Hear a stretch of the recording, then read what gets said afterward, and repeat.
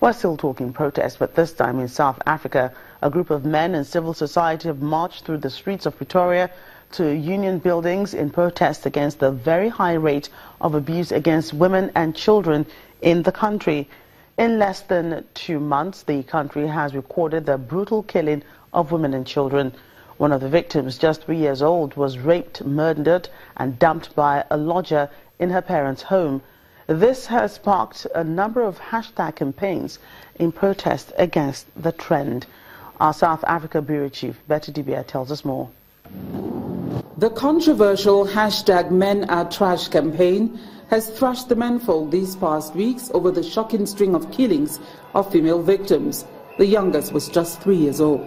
While many men have condemned the blanket condemnation, saying it is unfair, those who are marching to the union buildings right there behind me now are saying they are taking a stand against the violence and the hashtag Not In My Name.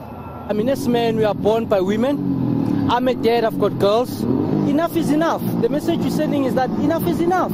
Stop killing our women. While the march snaked through the streets of Pretoria to the union buildings, 3-year-old Courtney Peters was being buried, raped and murdered and dumped by her parents' lodger.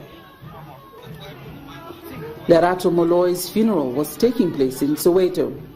Hers was among 4 female bodies found in one weekend in that area. 22-year-old Karabo Mokoena was buried the day before, murdered, dumped and burnt by her boyfriend of 7 months. It's a painfully long list. 26-year-old Ntabiseng Khobane survived her own ordeal. I feel honored and truly touched that there are people who are willing to stand. But I'm also quite disappointed that this abuse has been going on for such a long time. So did we really have to stand after the Karabo incident? Because so many cases have been reported, but nothing has been done. South Africa's President Jacob Zuma, who visited the site where little Courtney's body was found, has suggested that probably sentences need to be harsher for perpetrators. They should bring back the death penalty. If you kill someone, they have to kill you. What's the use? Because they will kill you today and then they'll spend 2 months in jail and then they're out on bail. Death sentence, it's an issue on its own. But what I'm saying is that we have to look far deeper than that. We have to look at the cause. Why is it that so many of our people find it necessary to kill each other in the brutal manner that they do? The watchword is to watch out even more for the vulnerable in our midst. The fervent hope now is that the no-violence messages of the various marches will get into the minds of those who have done it, those who are doing it now as I speak, and those who are thinking of doing it. From the Union Buildings in Pretoria, South Africa, Betty Dibia, Channels Television News. Well, there's also the political issue in South Africa. The Deputy President, Cyril Ramaphosa, says that the country must not become a mafia state, even as he admits that his party, the ANC, has become associated with corruption.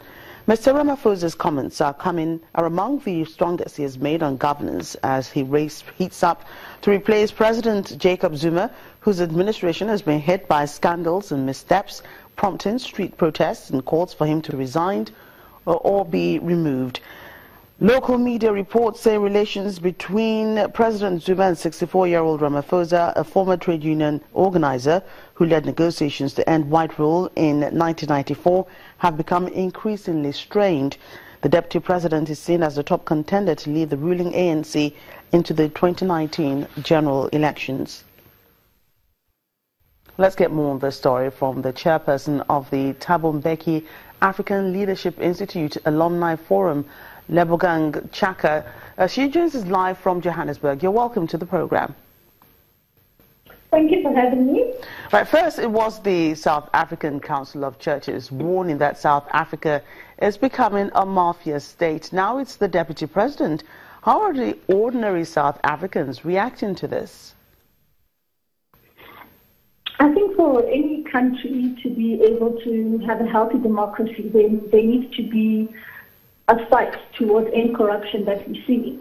The ordinary South African I believe, is interested in seeing South Africa go back to an image of a country that is not associated with corruption. Therefore, the stance that has been taken creates more transparency, and it ensures that we can hold our own government accountable.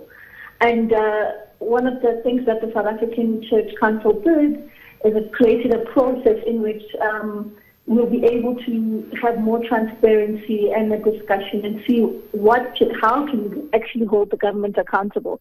And it's really seeing the citizens taking a stand towards cleaning up the country, if anything. Has the government itself reacted to this warning that South Africa is gradually slipping into a mafia state? At the present moment, the government is still yet to respond. It hasn't issued a statement.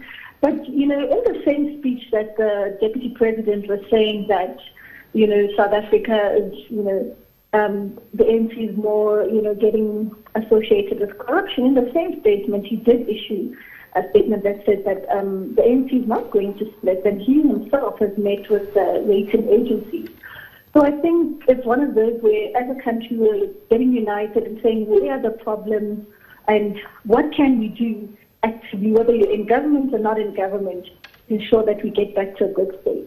Well, do you think the Deputy President's comments about the government being associated with corruption may jeopardize his own chances of becoming the next party leader and possibly the new president?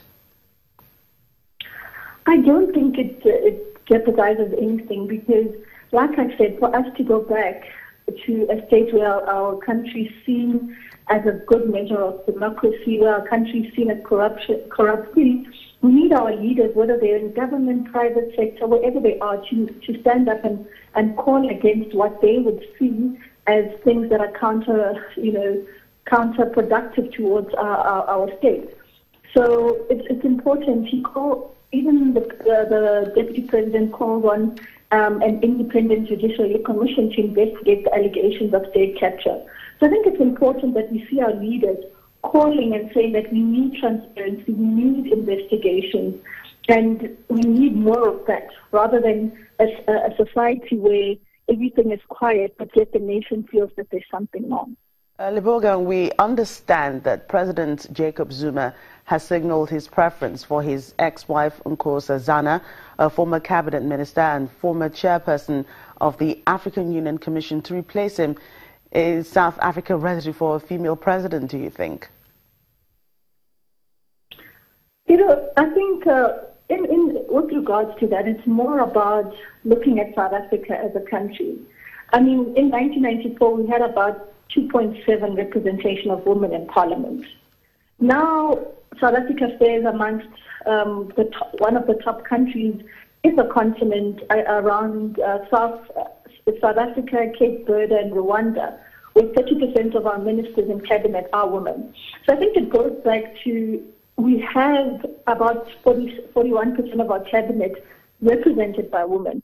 And that shows that as a country, we are ready to have a woman president. It's been over 10 years that we've been in our democracy, and I think it talks to a conversation about gender as opposed to an individual. Nkosi Zana, she represents, I guess, the voice for women as women in South Africa, we're saying we're ready to lead. Right, Lebogang Chaka, thank you so much for your time on Network Africa. Let's move on now. The court case of Zambia's main opposition leader, Hakainde Hichilema, who wants treason charges against him dropped, has been postponed to Wednesday after the presiding magistrate fell ill. Leader of the United Party for National Development was arrested in a police raid on his home last month and charged with trying to overthrow the government. Meanwhile, his wife, Mutinta Hichilema, has appealed to the international community to help free her husband. Mrs. Hichilema says that the erosion of democracy in her country and its rapid slide towards a dictatorship cannot be ignored. She made the comments as the UK government says investors are unnerved by the continued detention of her husband on treason charges.